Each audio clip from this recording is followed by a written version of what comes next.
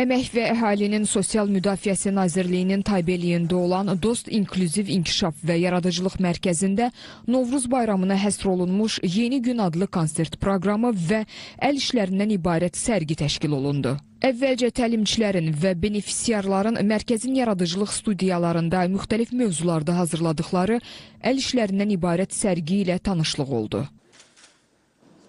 Sonra mərkəzin təlimçiləri və benefisiarların ifasında konsert proqramı keçirildi. Konsertdə mərkəzdə İnklüziv Dost alt proqramı çərçivəsində fəaliyyət göstərən istedadlı könüllülər bədii qiraət, rəqs, vokal və ifaçılıq qabiliyyətləri nümayiş etdirdilər.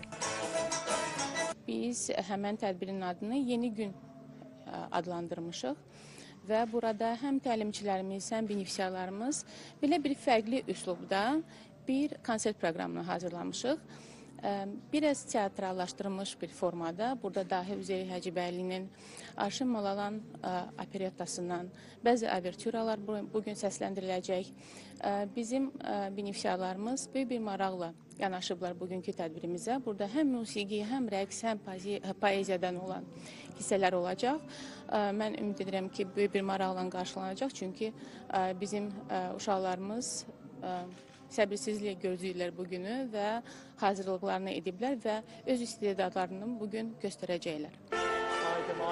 Qeyd edək ki, hazırda mərkəzdə 5 həssas kateqoriya üzrə 159 benefisiara, o cümlədən şəhid ailələrinin üzvləri, müharibə ilə əlaqədar əlilliyi müəyyən edilmiş şəxslər və onların övladları, valideynlərini itirmiş və valideyn himayəsindən məhrum olmuş uşaqlar, az təminatlı ailələr və əlilliyi olan şəxslərə xidmət göstərilir.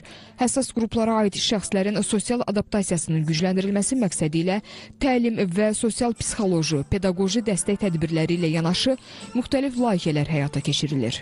Belə tədbirlərin məqsədi mərkəzdə təlimlərə cəlb olunmuş istedadlıların incəsənət vasitəsilə cəmiyyətə inteqrasiyasını təmin etmək, tanıtmaq və yaradıcılıq imkanlarının genişləndirilməsidir.